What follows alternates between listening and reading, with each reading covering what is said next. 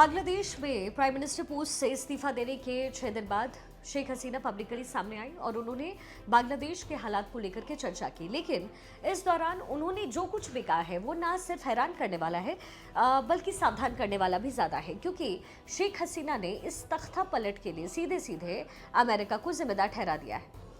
उन्होंने कहा कि अमेरिका उनसे सेंट मार्टिन आइलैंड मांग रहा था ताकि वहां पर वो अपना जो है बेस बना सके।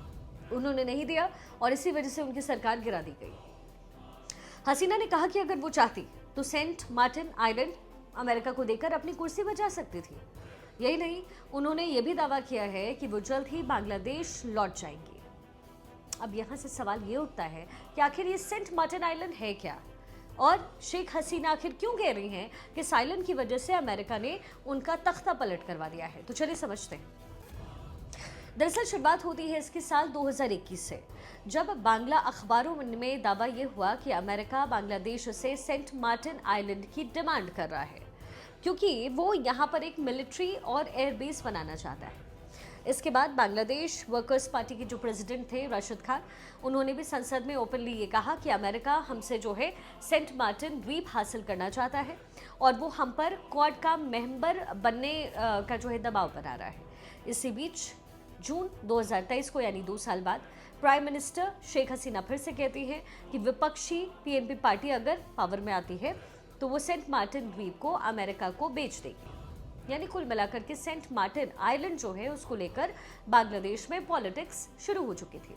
लेकिन जिस सेंट मार्टिन आइलैंड को लेकर इतना हंगामा मचा है और जिसकी वजह से शेख हसीना ये कह रही हैं कि उन्हें उनकी सरकार गिरा दी गई, वो सिर्फ 3 स्क्वायर किलोमीटर का एक छोटा सा आइलैंड है जिसकी लंबाई है 9 किलोमीटर और चौड़ाई है तकरीबन 1.5 किलोमीटर। और ये जो आइलैंड है वो बांग्लादेश से 9 किलोमीटर की दूरी पर है, बंगाल की खाड़ी में है ये। जबकि म्यांमार भी इससे ज़्यादा दूर नहीं है, वो भी तकरीबन 7 किलोमीटर दूर है इस जगह से, स्पॉट से। यानी ये आइलैंड म्यांमार और बांग्लादेश के बीचों बीच है। आप समझते हैं कि सिर्फ 3 स्क्वायर किलोमीटर के इस छोटे से आइलैंड में ऐसा था क्या कि अमेरिका शेख हसीना से इतना नाराज़ हो गया कि तख्ता पलट करना पड़ गया। दरअसल ये जो आइलैंड है उसकी जियो स्ट्रैटेजिकल लोकेशन ऐसी है कि वो बेहद इंपॉर्टेंट है। दरअसल इसकी जो लोकेशन ऐसी है कि यहाँ से दुनिया में समुद्र के रास्ते से कहीं भी पहुँचा जा सकता है।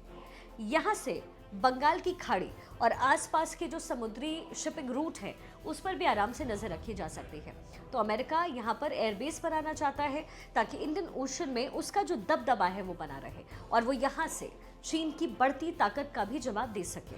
दरअसल ये जो पूरा यूरोप और पश्चिम देशों की जो नज़र है ना, वो एशिया और ख़ास तौर पे दक्षिण और दक्षिण पूर्व एशिया के बाजार पर टिकी है। लेकिन इसके लिए सबसे ज़्यादा ज़रूरी है कि बंगाल की खाड़ी पर कंट्रोल होना, क्योंकि बंगाल की खाड़ी जो है वो इन देशों के बीच ब्रिज का काम करती है। और अगर सेंट मार्टिन आइलैंड किसी के पास अगर आ जाए तो उसके लिए समंदर के ये पूरे हिस्से पर कंट्रोल करना आसान हो जाएगा। अब वॉर जैसी सिचुएशन भी अगर होती है तो मान लीजिए कि इस आइलैंड में अमेरिका बैठा है, तो वो ना केवल वो दूसरों की सप्लाई लाइन को कट करेगा बल्कि वो अपने सहयोगियों को, अपने सेनाओं को जो है रीइंफोर्स भी यहाँ से कर सकता है ना, क्योंकि वो आइलैंड उसका है।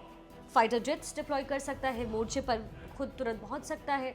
अब अमेरिका चाहता है कि सेंट मार्टिन द्वीप के जरिए वो चाइना को तो मैनेज करे ही, साथ ही भारत को भी मैनेज कर सके, क्योंकि भारत भी इस इलाके में एक बहुत बड़ी ताकत है। लेकिन अगर अमेरिका पर यहाँ पर आता है तो अमेरिका दोनों को कुछ ना कुछ कंट्रोल कर सकता है। तो ये पूरी स्ट्रैटेजी है और इसलिए अमेरिका बांग्लादेश से इस आइलैंड की डिमांड कर रहा था, लेकिन शेख हसीना ने इससे इनकार किया था और अब तो उन्होंने खुलकर मान भी लिया है कि इस आइलैंड की वजह से उनके साथ ये सब हुआ, उनके साथ तख्ता पलट हुआ। अब ये आपको पूरा टॉपिक आई होप समझ में आया होगा। अगर आपको ये वीडियो अच्छा लगा है तो आप हमें लाइक कीजिए, हमारे वीडियो को लाइक कीजिए और इस वीडियो को आगे शेयर कीजिए। और न्यूज़ोपीडिया को अगर आपने अभी तक सब्सक्राइब नहीं किया है तो फ़ौरन सब्सक्राइब कीजिए।